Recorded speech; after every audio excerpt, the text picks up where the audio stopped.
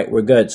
So now let's go and let's talk a little bit about policy definitions. So I'm going to jump back over to the Azure portal and let's go ahead and open up policies. All right, so now here we are in our policies, and what we're going to do is we're going to look at these policies and see exactly what it's telling us from what we did within the Microsoft Defender for Cloud. So basically what's coming up is coming up with these regulatory compliance. So it's giving us this NIST SP 853, which we created, right? We added that one. Then we did the CIS Microsoft Azure Foundations benchmark. So if I go to the NIST 853 and I click on that, it's going to let me know exactly what's not in compliant, what I need to fix within our organization, and what's going on. So it says the controls, and it says access points non-compliant. It's giving me a bunch of different stuff here that says, hey, you need to modify this. This needs to get changed. But it also is telling me exactly what is compliant within the organization. And activity logout, it gives us dual authorization is good. It gives us usage conditions. It's saying unknown. There's a lot of different things here that it's going to provide us. So I'm going to jump back into this one, and I'm going to go to the CIS Microsoft Azure Foundations benchmark. And as you can see with this one, it's letting us know where we're non-compliant as well. Now, what I want you to know is that you can have more than one regulatory compliance associated with your environment. And the reasons why is because you may, and I believe I said this before, is you may have your regulatory compliance and you may have VPCs in different regions. So if you have it in different regions, you have different compliance rules that you need to adhere to. So this helps you with doing that. So let's say if I go to storage, let's see, is there anything for storage here? All right, it says ensure default network access rules for storage account is set to deny. And it says ensure storage container storing activity logs is not publicly accessible. So it's telling me I don't have it corrected here. So I do have a storage account within the organization that I recently created because I wanted to show exactly how it works within the compliance. So if I go to overview, it's letting us know ensure that default network access rules for storage account is set to deny. If I go to policies, I can see it says storage account restrict access. See if I click on it, what is it going to give me? It lets me know exactly what storage account is having problems with. And just to let you know that this is correct, it says my cloud storage 45. If I come here, this is my storage counts, my cloud storage 45. So it's picking up what's going on within your organization. And I don't even have a lot of resources within your organization. You're probably going to see like 20, 50, 100 storage accounts, or you might see a whole bunch of virtual machines. We haven't even talked about that. So this is the great thing about these policies. It really shows you exactly what needs to get completed and what needs to get done. So I can either, I could come here and I could say, edit assignment. I could do a bunch of different things here. Within this assignment, I can, say, okay, this one, I go advanced, I could add resource locator. There's a bunch of different things that you could do here. I don't really want to go into policy creations here too much within this. This is really just an overview of 8 tips. I do have a video talking about policies and how to create them. But, over here you have your different definitions. And you can look through your different definitions and you can say, okay, what category am I looking at? I could deselect this one. I could come down here. I could hit storage. And then it's going to give me stuff for storage accounts, right? So storage accounts should prevent cross-tenant object replication. There's different things that you can configure within your environment. Storage accounts keys should not be expired. Let's continue going through. Let's see if we can do some. Oh, Azure File Sync should use private links. That's a really good one right there as well. You want to use private links so this way it's not public facing. So let's just say if I type in something, so I say public, let me see what happens. Public network access should be disabled for Azure File Sync. Configure storage account public access to be disallowed. So what I want to talk to you about is this, that you can use the Defender for Cloud, right? You're using Azure benchmarks, you're using Defender for Cloud to monitor the Azure benchmarks. Plus you're using policies so that this way when you're seeing things come up in your environment, you can say, all right, I'm going to set up a policy that's going to say audit, it's going to say modify, or it can say deny, right? Those are the 3 things, options that you have for your policies, and you can set it up so this way you can improve your security posture. So we talked a little bit about the Microsoft Cloud Security Benchmarks. We talked about the policy definitions as well just now, and this is more of a 10,000-foot overview. If you want to get a better understanding about each of these, please leave a comment. I'll be more than happy to provide you some information, or even create a video which talks a little bit more about the security benchmark. I do have a video, however, about how to create policy definitions and how to assign them to resource groups if you want to set it up that way. But for this video, I want to stay with just the 8 tips, kind of talking about where you would go with it, but not really go into specifics with it. So then now we have privileged identity management. Now with privileged identity management, it's really important that you're really monitoring how you're giving your identities access to do their jobs. And one of the reasons why I want to say that is because if you are to give somebody global administrative access, that is an account that really can get compromised. And if it gets compromised, then you've got that lateral movement, which I was talking about earlier in this video. So let's jump back to the Azure portal and let's talk a little bit about privileged identity management. All right, back over at the Azure portal, I am in privileged identity management. And in order to get here, you're just going to come up here and going to type in privilege. And you'll get it right here, and then you can click on it. So now that we're in privileged identity management, one of the things I want to talk about is you have in this section right here, you have my roles, my requests, and approve request. So if I come in my roles, I don't have anything right now that I'm eligible for at the moment. So I'm going to close out of this, and what I really want to go into is Azure AD roles, this area right here. So over here, Azure AD roles, what we're going to do is we're going to do assign eligibility. So over at assign eligibility, what we're going to choose a role. So I'm just going to go application administrator, and I'm just going to click add assignment.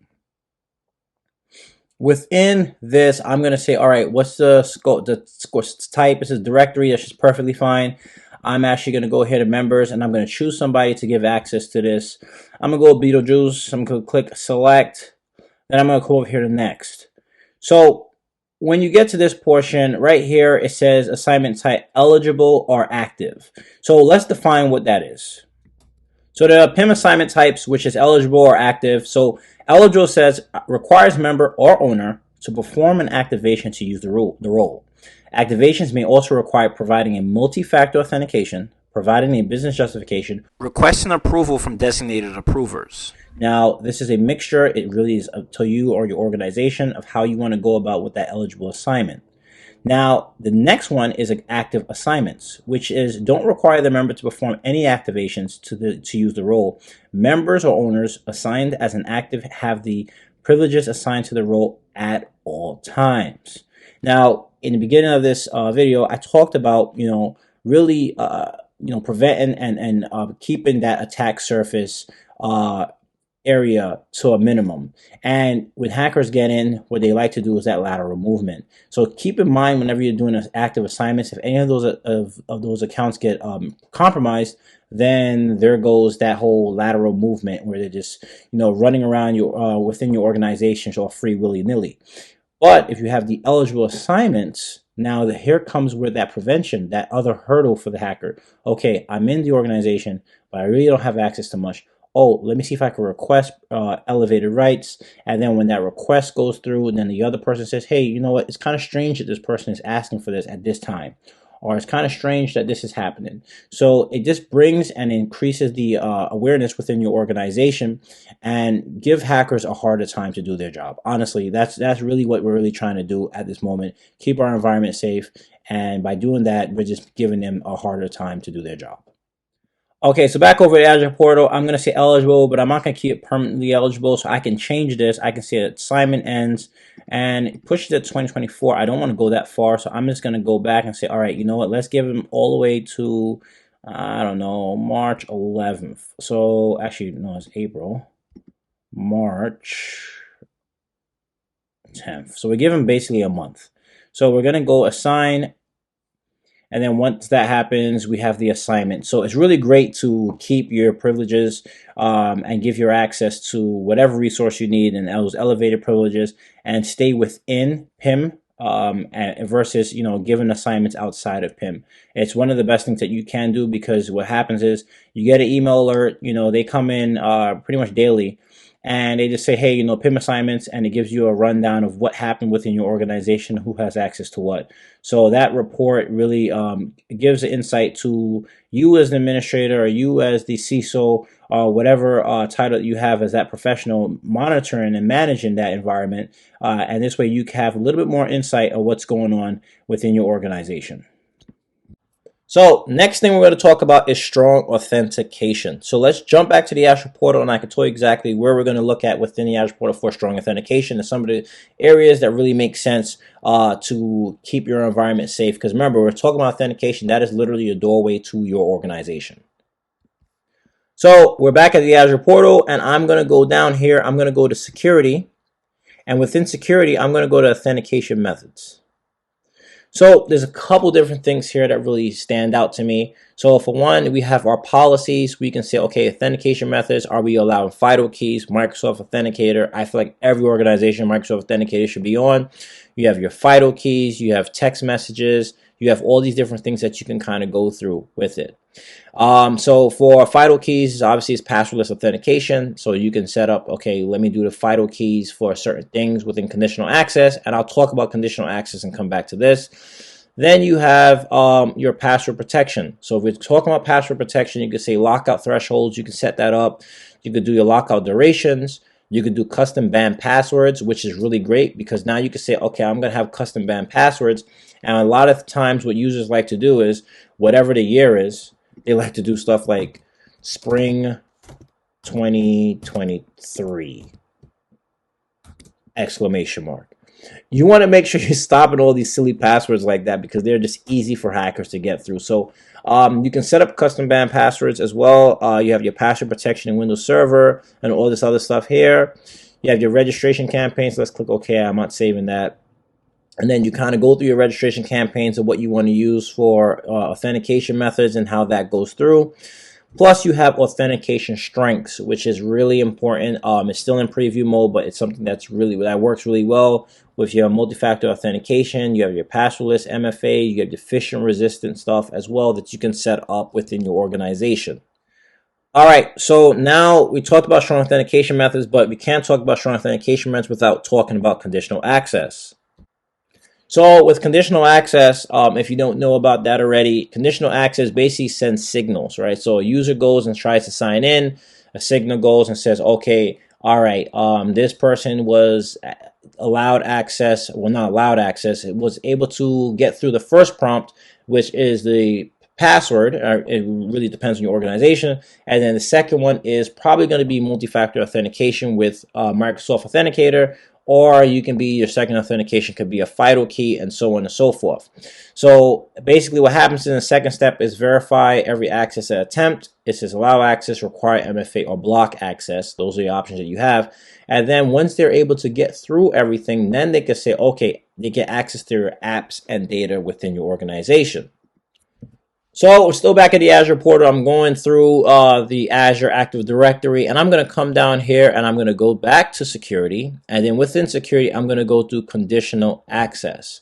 And then here is where you're going to go ahead and you're going to create your policies. Now your policies you can set up for FIDO, you can set up your policy for multi-factor authentication and all that good stuff.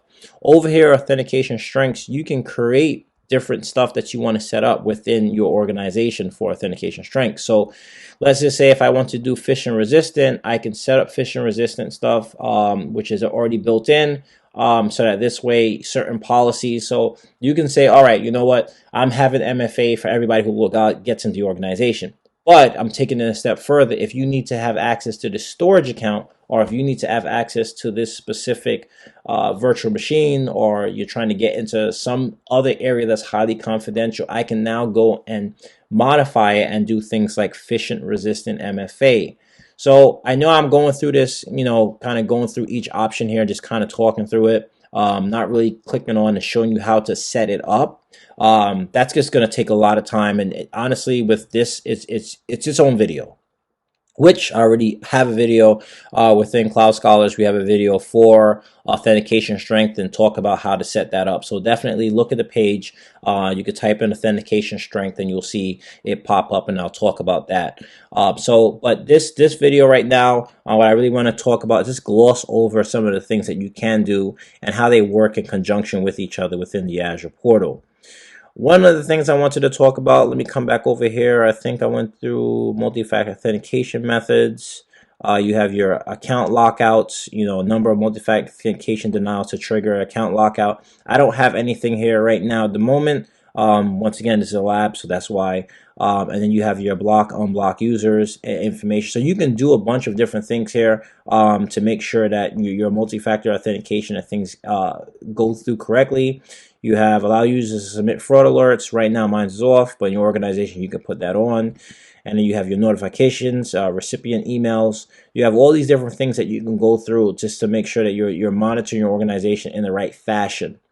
So let's think. Multi-factor authentication methods. I think that we're good here in terms of what we can do. You have your risky user reports and stuff like that that really work out. This is another thing in this section that you will look at as well to help you keep your Azure environment secure. All right, so next we're going to talk a little bit about network access. Network access is, you'll definitely find it within Defender for Cloud, and it will let you know exactly what's going on. So let me jump over to Defender for Cloud, and let's look at what they say for network access and how well I'm doing. Okay, so here I am back at the Defender for Cloud, and I went to regulatory compliance, and over here, if I go to the first one which says network security, it's letting me know exactly what's good and what's not. So it says secure cloud services with network controls, and it says storage account should use private link connection. It's letting me know that that's no good. Storage account should restrict network access using virtual network rules. Is letting me know I'm no good there either. And then storage account public access should be disallowed. So this is a quick fix. It's just letting me know it's a quick fix right now. So if I click on it, and it's going to give me remediation steps, which is really cool. And it says in Azure, navigate to your storage account from the settings menu, select configuration, and then set allow public access to be disabled. So I can literally just go through this within the portal, and I can say, okay, this is how I could get it off, and then this way it's and I could say if I quick fix logic, this is letting me know what script that can be run to kind of get it done. And that's pretty much it. So, with this, Microsoft Defender really helps you out and keeps in your environment safe. But, with network security, this is going to let you know what's going on here, but a lot of other things will populate too. So let's just say if you have a network security group that's allowing RDP access from the world versus, saying RDP access from a specific IP address, it's going to let you know about that as well. Or even taking it a step further, you really shouldn't have an RDP access, right? It's going to say, hey, instead of using RDP, use a Bastion host. So this way you can get into your system using that Bastion host. So that's another thing that comes up with Microsoft Defender for Cloud. It gives you a lot of good information, but not only gets you the information, it's giving you the remediation steps as well to help keep your organization safe. So we're at step 7 where it comes to backups.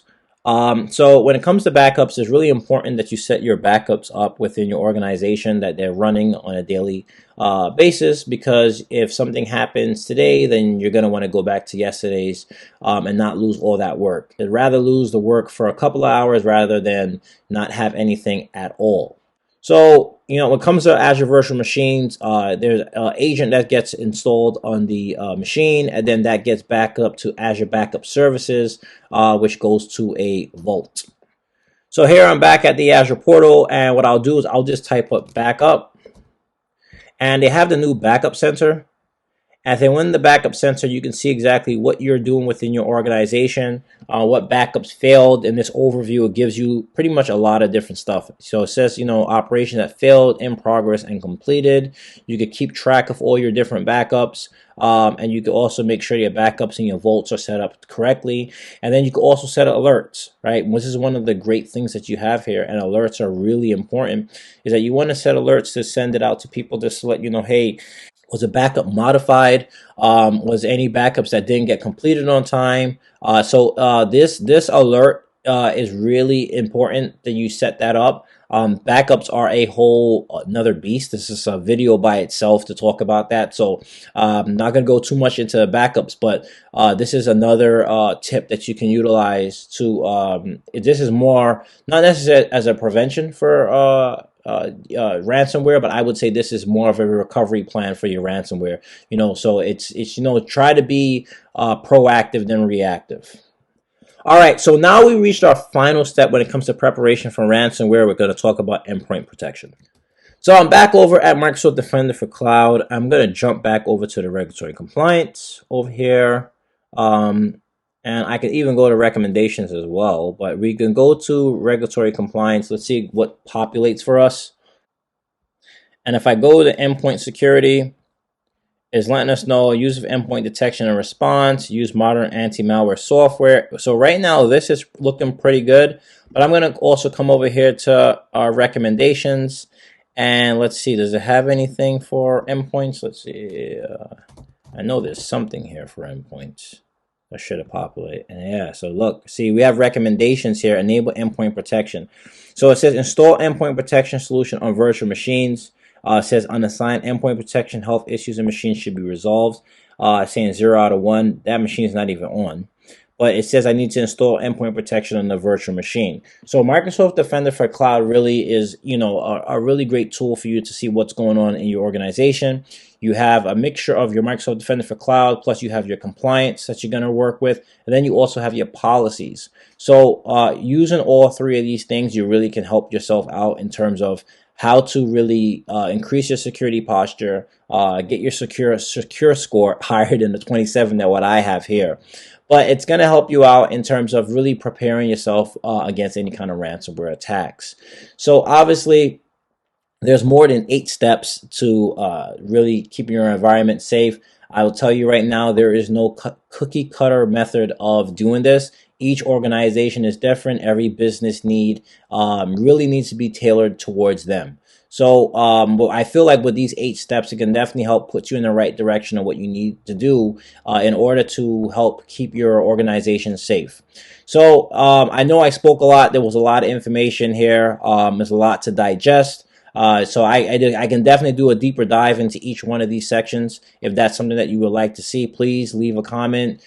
Please, if you haven't done so already, please smash that like and subscribe button. Really took a lot of time to put this video together. I really enjoyed creating these videos for you all, and I hope you all enjoy watching these videos. So as always, here at Cloud Scholars, my goal is to get you from scholar to consultant and from consultant to expert. Thank you, and see you next time.